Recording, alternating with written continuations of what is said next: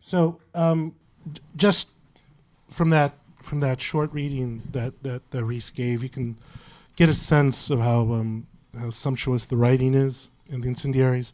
The form, I think, of the book is daring. It brings up, or tries to bring up, or address all these mysteries and questions whether we can even, mysteries, and try to perhaps propose that maybe they can be solved if they are at all solvable. That's the book on one level. On another, it's I think a compelling meditation on primarily faith, but also connected to that, love, desire, grief, shame. Reading it, you're reminded why a book like William James's The Varieties of Religious Experience endures. There is no question humans have the capacity to feel ecstasy before the presence of God, to feel joy and love and what they believe is a real thing. And the book takes it upon itself to ask, well, what does it mean then to no longer feel this bliss? Because reason overwhelmingly compels you toward disbelief. The three characters that were brought up there, Will, Phoebe, and John Leal, who's always John Leal in the book. All of them are young, but they're all the characters through which we try to understand the gaining and losing of faith, and how that loss and that gain can sometimes lead people to horrible acts, public and private. So my first question for you, Reese, is could you talk about this very human trait of, so we say, susceptibility toward religious faith? Yeah, and thank you for saying that. That means a lot. I was talking to someone today actually who said she's from Israel, and she said that when people go from being more secular and start going toward being much more religious, that they call it going toward the answers. And that when people go from being very religious and falling away from that, they call it going toward the questions. And I really love that, because I think in a lot of ways, because I've quoted for months something Cortázar says, which is that he's on the side of the questions. And I think I'm on the side of the questions. This book is on the side of the questions. I think that religion, or at least the religion that I encountered, I hesitate to generalize, the Christian faith that I encountered offered a great many answers, and answers that were very consoling, answers like, you will never die, no one you love will ever die, everything's going to work out for the better, and there's a plan, and everything is the way it's supposed to be. These were all like beautiful answers to have had while growing up. And I think, again, bringing it back to the personal, I think for me that was so attractive, and that was part of what made it so painful to fall away from it. And Will is a character who's just, if he's not, let's put it this way, if he isn't heading towards the the question, out of his own, free will, he's definitely veering that way regardless. That's to say, he's a young man who is he's a child evangelist, essentially. Mm-hmm. He, as a kid, he's proselytizing. He converts his mother, to Christianity, to his, which I assume something along the lines of, sounds something like Baptist, something like this, and loses his faith. And now he shows up at this college, completely unaware of who he is as a person. And there was something about him that I found really interesting, which is that one of the perceptions we have, I think, about people when they lose their faith, it's this sort of idea that, well, now the scales have fallen off your eyes and things will get better. Mm-hmm. But through the character of Will, I mean, we're sort of forced to question, well, what do you mean by better? Mm-hmm. Mm-hmm. Yeah, and that was in a lot of ways, the parts in which Will grapples with having lost his faith were for me the most autobiographical in the book. The parts I really just wanted to get right in terms of my own experience of losing the faith. And for me, losing the faith was incredibly painful. There was very little joy or pleasure in it. And then almost not long after that, a year after that, I went to college where So I went from a world in which almost everyone I knew was deeply religious, and then I went out to college in the East Coast to a liberal arts college where almost no one I knew was at all religious. And I very quickly learned to turn it into a joke, because if I mentioned, oh, I used to be really Christian, people would be like, ha, that's so funny. Well, now you can have sex. And I'd be like, yeah, okay, yeah, it's true. I can totally have sex. And I can drink and I can do all of it. But I learned to turn it into a joke. And so I think I felt very lonely on both sides. I felt lonely on the side of everyone I knew who'd grown up deeply religious, couldn't understand why I'd left the faith, and they thought, and they still pretty much think, that it was sort of like a brief juvenile rebellion. My mother prays all the time, and she's we're very close, but she's always like if I get like an email with a piece of good news, I just forwarded it on to my parents, and my mother always writes back. I just like, it's because your mother was praying for you. Your mother did it, like God did it, but your mother did it because she was praying for you. And so that's still the worldview that I come from. And then on the other hand, I felt so lonely because most of my friends in college had no idea what of the magnitude of what I had lost, and it was very hard for me to communicate that. I've said before, and I think I still would say it, and I don't say it lightly. It would have been easier to lose my parents and to have stayed in the faith than to have lost the faith, because in the version of Christianity that I believed, they were going to be restored to me. There is no loss. Like, you don't lose the people you love. You lose nothing. And so going from believing that everyone I loved, including me and me, like, we were all going to live forever and everything was going to be amazing, going from that to believing that I would live maybe 80 years, and things tend not to be amazing, was a gigantic world shift for me. And so let's talk a little bit more about in terms of what you lose. I mean, part of it is certainly the certainty of, like, well, there's life after death, which is always huge. That's nice. There's great consolation to that. But also what you lose, at least the way we see in this novel, is just this joy. I wonder if you could talk a little bit more about that, about, what we mean when people say they love God. Yeah, that's such a great question. No one's asked that before. When I was deeply religious, when I was at my most religious, I just walked around in a state of, like, I walked around feeling as though I was in a state of grace. Like, I walked around feeling as though I was walking around in like covered in light, and I loved everybody, or I was at least trying to love everybody, and like I like walked through the day full of love. And often that translated into trying to be kinder to other people, etc. I still try to be a kind person, but I don't feel as though I'm walking around bathed in light. I usually, it's pretty much the opposite. Like, I'll go to Trader Joe's and I'll probably like lose my temper about something. Is more my MO. There's a point in the novel when Will says that part of what he grieved about losing the faith was losing the more forgiving person he now had no reason to be, and it's there was just like it was like a seismic shift in terms of who I was and then who I became after that. Let's see. There's so much comfort when to believe that someone's looking out for you. Every single detail of, the Bible says that He's counted the hairs on your head. He's the Christian faith in which I was raised.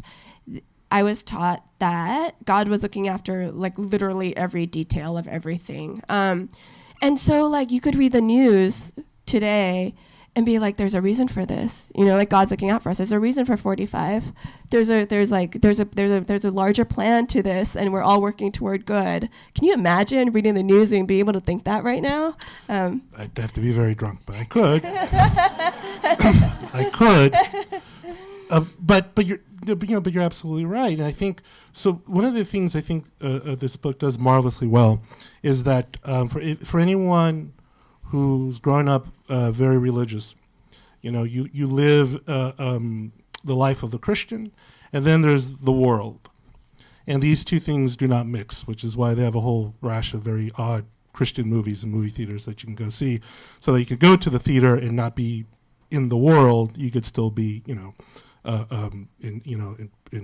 Christ's service, this sort of thing. But what this book does really well, I think, is portray what that means then to be in the world. again, it's for those of us who are firmly secular, it's not all it's cracked up to be. It's not as if though you're giving up paradise for a real paradise. In fact, you're giving up paradise for hardship, for as you were saying, for uncertainty, for anxiety, these sort of things, and into this sort of situation. By the way, not only would people who have recently lost their faith be operating in, but of course, just anyone else who even was atheist or agnostic or what have you. You're still in this, for lack of a better word, let's say this miasma. And then there come people like John Leal. John Leal comes in. So he's a fascinating character to me because he reminds me so much of John the Baptist. That is to say, the same way that John the Baptist would have walked around barefoot, I think, like John Leal, with his hair shirt, eating the honey and the locusts in the wilderness. And as Reese read in that piece, Leal may or may not have been in a gulag in North Korea, but his time in this gulag is not like John the Baptist's time in the wilderness. It has shaped him. He has visions. He is preparing the way for the Lord. And so here comes this person like Leal, who's charismatic and certain. And boy, if that's not attractive. Yeah. I did quite a bit of research into cults and into extremist groups, into religious extremist groups, and terrorist groups. And then for months, and then after a while I stopped because I wanted it to be my own cult. I wanted it to be John Leal's cult, arising from his own past, his own obsessions. Something that's been really interesting is that readers have sort of pulled me aside, or they've written to me and they've said so this cult is definitely based on the Moonies, right? And I'm just like, no, it's not. And then someone else will email and they'll be like, so this cult, it's definitely based on the Children of God, right? It's 100% reminds me of the Children of God. I'm just like, no, it's not Children of God. But so I've heard 20 different cult names thrown at me by this point.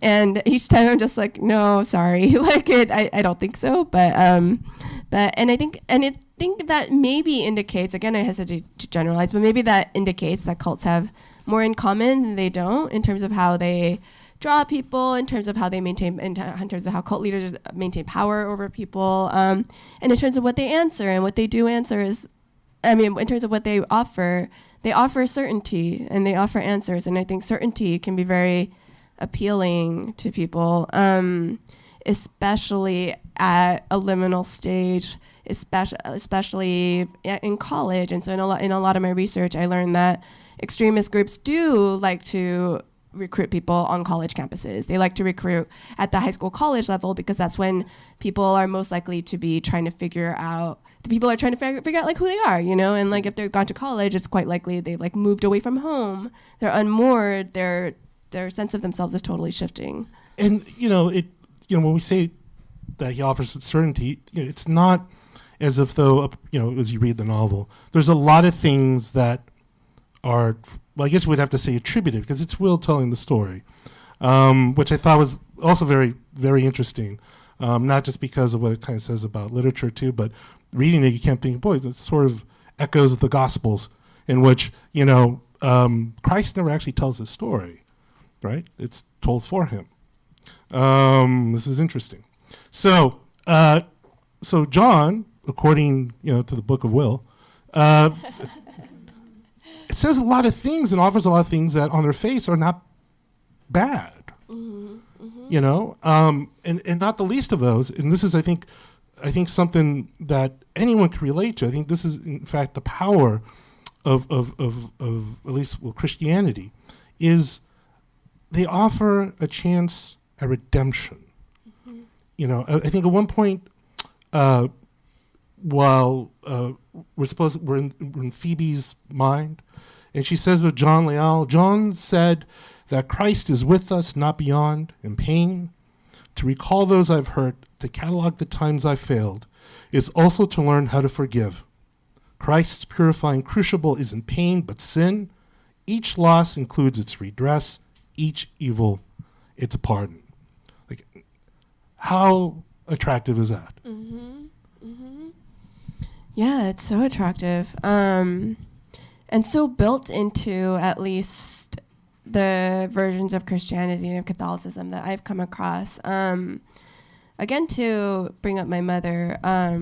So my mother at some point, so I was raised I was raised Catholic, and then I sort of swerved into off-brand ecstatic Protestantism when I was at the depths or heights of my religious fervor. But my parents are Catholic enough that when I was going to get married, they said, and again, I'm very close to them, they said that they weren't going to come to the wedding unless a priest was involved. And I was just like, holy shit, you're threatening not to come to my wedding unless a priest is involved. Good Lord Almighty, how's this happening? So then, I was like bullied into having a priest involved. But there's a point at which the priest asks you about your own relationship to the faith. And I was like, which is what I call my mother. I was like, what am I supposed to say? Like, am I supposed to tell the priest, like, I no longer believe in a thing that the Catholic Church espouses? I'm actually very opposed to a lot of what the Catholic Church does. And she was just like, no, just lie to the priest. What's wrong with you? And I was like, you want me to lie to the priest? Like, what kind of Catholic are you? Are we not That's very Catholic. Not lie to priests? And she was like, no, you can lie. It's fine. That's why there's confession. Yeah, the old joke used to be some of the best atheists are Jesuits. So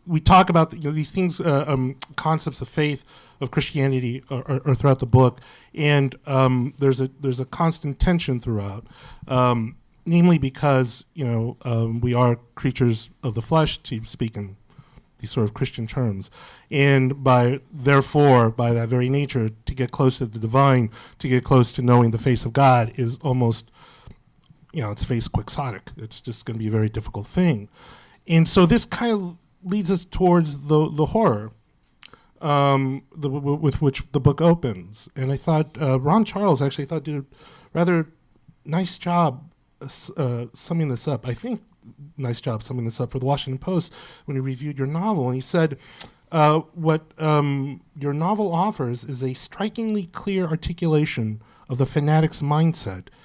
It's not an excess of belief that drives some believers to violence. It's a maddening lack of belief, which requires that radical action be substituted for faith. Mm-hmm. What do you think of that?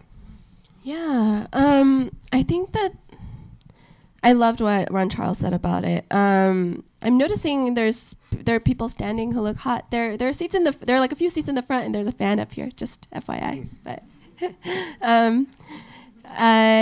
no, I think sometimes that can be the case. Something something I kept reading that I thought was really interesting in reading about terrorists.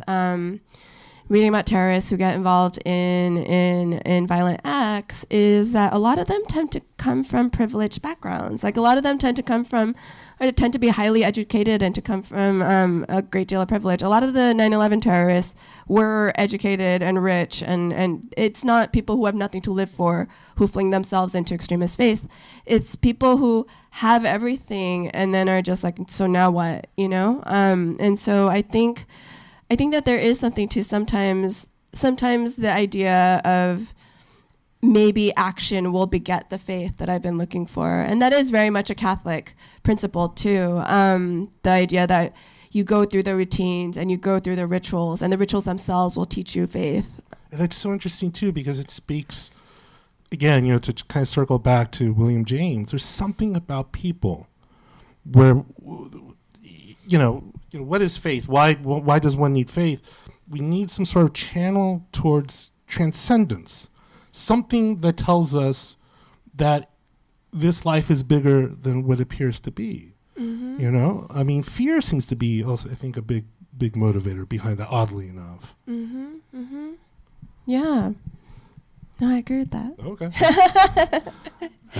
We hit a cul-de-sac. Now we're going on. No, we're not. I'm just saying that. So there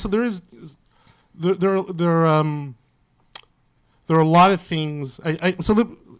If you go in reading the novel thinking that somehow this is going to be a sort of slam on faith. It's not. It's really not. I think what it is just to focus on why it is that we need to be in the space. What is it about us that says that we need? Well, the forgiveness is almost easy to understand. In fact, there is something that happens in the book with Will that is so profoundly shameful that it doesn't take much for one to extrapolate for that and see how someone in their life, if they did something so shameful, would want some sort of absolution. Because there really wouldn't be one coming probably from whoever it is you may have transgressed against.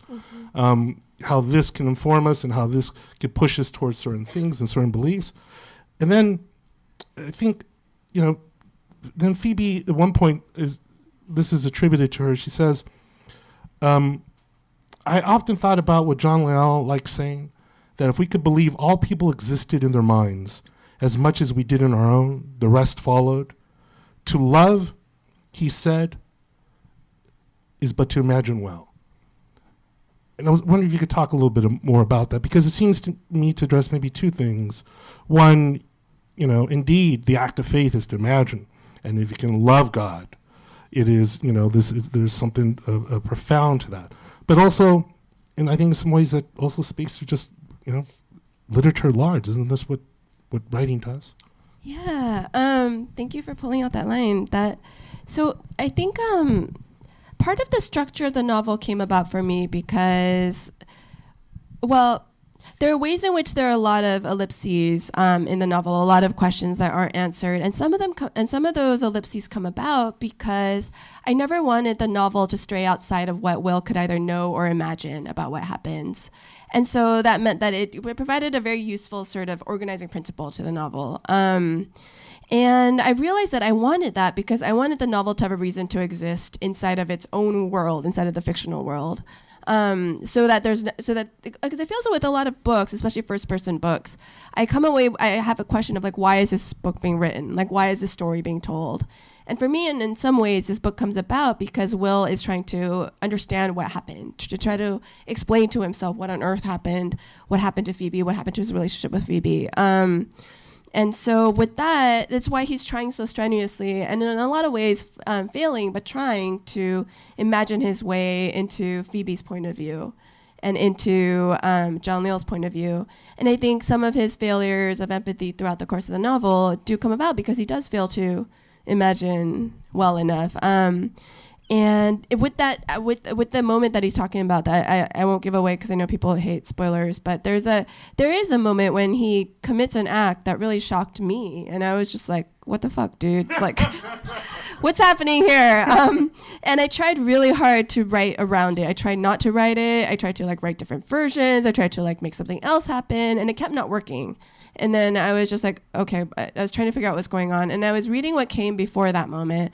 And I realized there were ways in which Will prioritized his own needs throughout the course of the novel, in ways in which he viewed women that made the moment, in that moment, given the circumstances, it felt like the most likely outcome. And so, I think that this idea of imagining one another is something that Will's trying to do and is grappling with how he failed in the past.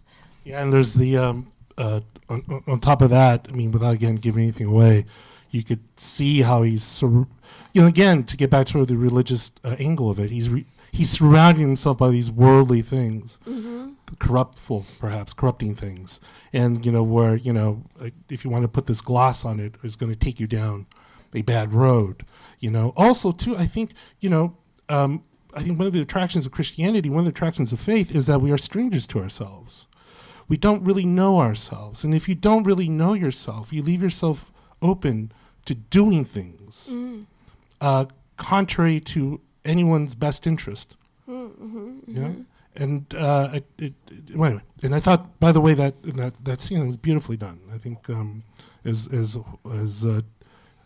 horrible as what happens is, it's beautifully done. I was going to just one more question. I was going to turn over to Q&A. So in the interviews you've been doing, you were talking how you graduated with a degree in economics. I did, yeah. A great place to learn fiction, I suppose. Oh, that was uncalled for. But it is a Bachelor of Arts, not a Bachelor of Science. Anyway, in your interviews, though, you said that you were miserable working at a consulting firm because, quote, I'd lost my purpose in all sense of what I was doing. And I thought maybe, did you think, then you enrolled in an MFA in Brooklyn College, in some ways, did that feel like a spiritual pursuit to you? Almost a recouping, perhaps, of something that you may have lost when you lost your belief? That's such a great question. I don't know that it felt spiritual. I tend to be so afraid of, or not afraid of, I guess like wary of spiritual anything and avoid spiritual anything. I will say that when I'm writing, when the writing's going really well, and this is a rare state to get to, when the writing's going really well, and I never know how to get there except by trying and trying again, and when all I'm thinking about is a sentence and the syllables and trying to get down a sentence to get it to be as true and as right as I can, I do lose all sense of an I. I lose all sense of ego. I lose all sense of time. And it is as ecstatic and as joyful an experience as I'm able to achieve on this earth, I think. And I did. I majored in econ in college.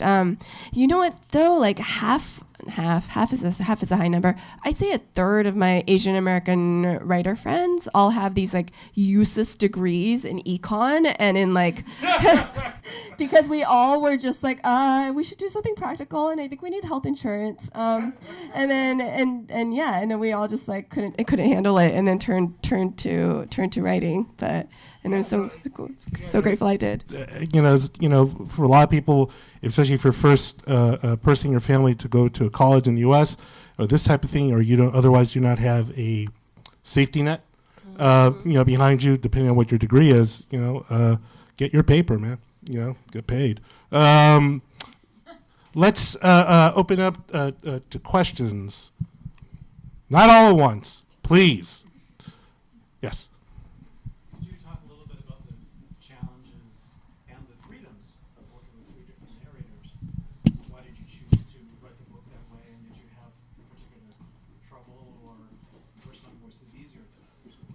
Yeah, that's a great question. So if you couldn't hear it, the question was how could I talk about the troubles and or freedoms of working with 3 different narrators? I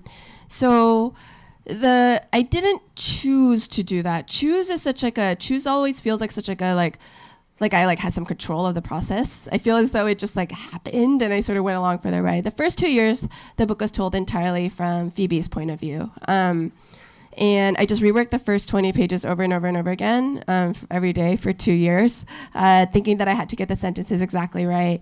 Threw it away, started all over again. And at that point, I realized that that staying in Phoebe's point of view felt very claustrophobic in a lot of ways. She's just going through so much. I'm not giving away a lot by saying that she loses a great deal, and then she gains a great deal, and then she loses more, and then she ends up like bombing a building, there's just like big life experiences are happening. And I thought about what the novel, I was thinking a lot about The Great Gatsby and about what that novel gains by having Nick Carraway tell the story versus Jay Gatsby versus Jay Gatsby or like Daisy Buchanan or anyone else in the book is more involved in the action of the book than he is. And I was thinking about what you can gain from that sort of authorial remove. And so for the next 4 years, the book was told entirely by Will, who loves Phoebe, but is far less involved in the cult's actions. And then when I showed the book to my agent at the 6-ish year mark, I don't know, it all blends together at this point. When I showed it to my agent was like, yeah, this is good, but I just feel as though we don't get enough of a sense of Phoebe. And I was like, oh, well, I know a great deal about Phoebe. I've spent so much time with her. And I thought that maybe some of what I knew about Phoebe hadn't made its way onto the page. And so that was when Phoebe made it her way back into the book. And then it also seemed that there wasn't enough about like the inner workings of the cult or what was happening inside the cult. And so bringing John Leal's point of view in happened at that point. So there was very little choosing. It just sort of happened. Yeah. Yeah. First of all, I want to say that your novel blew me away, and Thank you. the only reason But it was fantastic. And as I was reading it, I felt that there was that it was the writing was very lyrical. Like some of the style was very poetic. And I was wondering if you have a poetry background at all. Thank you so much. That was so lovely. Thank you. The question was, do I have any kind of poetry background? No, except I think I do think that, well, I love reading poetry, and I have like Dickinson and Bishop on standby. Like they help me all the time. And Rilke, love Rilke.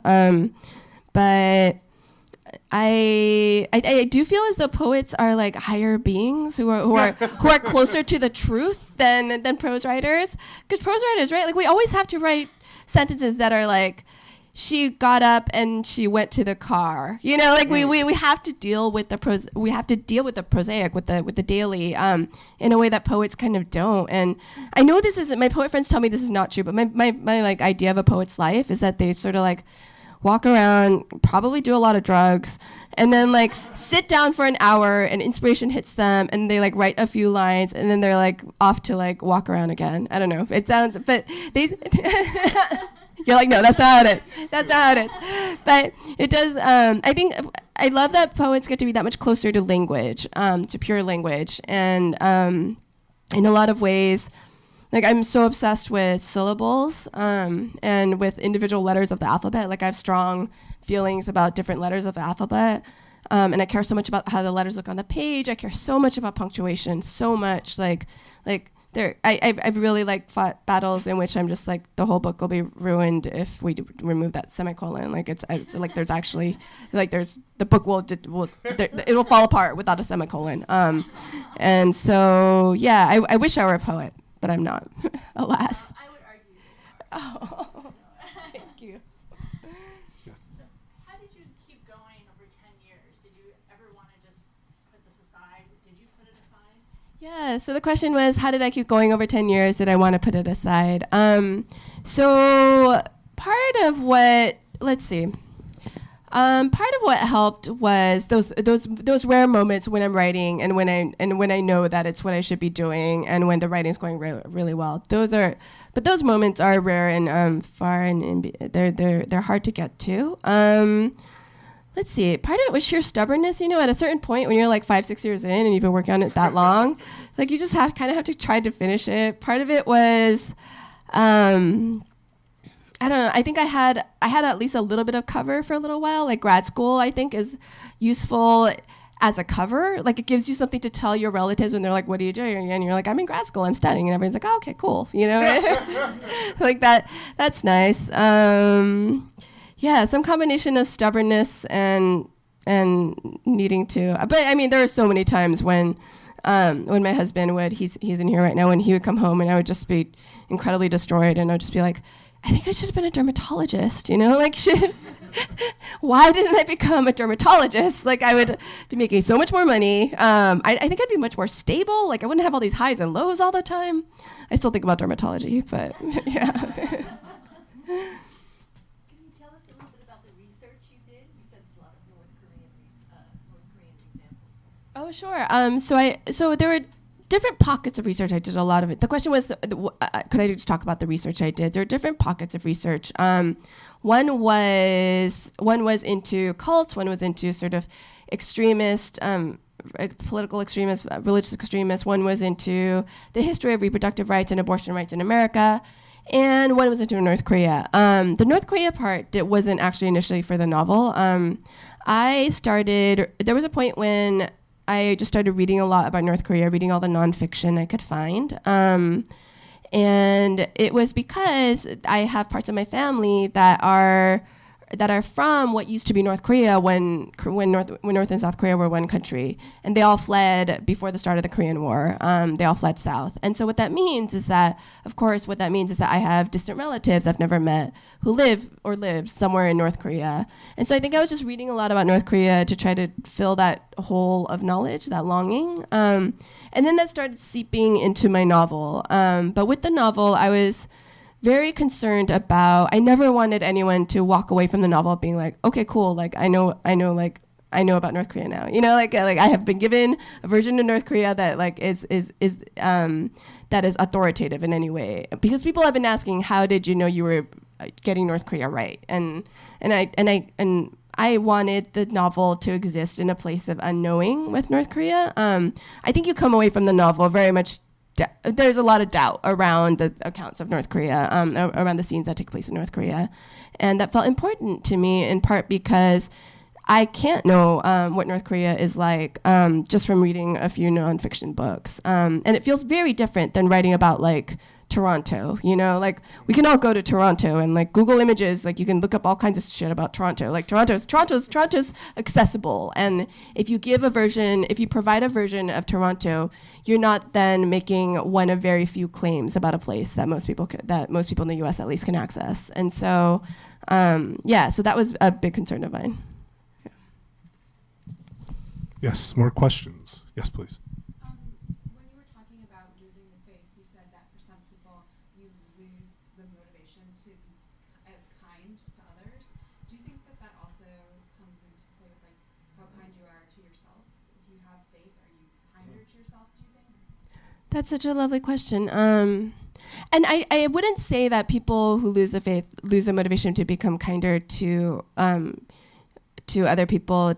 Just to be clear, I would say that Will felt that way, and that sometimes I feel that way. But I wouldn't extrapolate at all. I don't know. That's a great question. Does faith help you be kinder to yourself? There is something about that because in the versions of Christianity that I was raised in and that I encountered, you're already you're forgiven. You know, like you're already all right. And or if you're like hardcore Catholic, like you can just go tell the priest and everything's fine, including that you just lied to him. So there's that for that, like that structural forgiveness, I think can be really healing for people. Yes. Yes, please. So, you said that when you were writing the story, you were being told the choice of will, and then you kind of went through a bunch of different iterations. So, when did you know then the story was done being told, and that there was nothing more to say? Oh, that's such a great question. I think everyone heard that, right? Let's see. For me, I wanted the novel to get to a point where I could open the book at random, read a line at random, and not want to change that line all over again.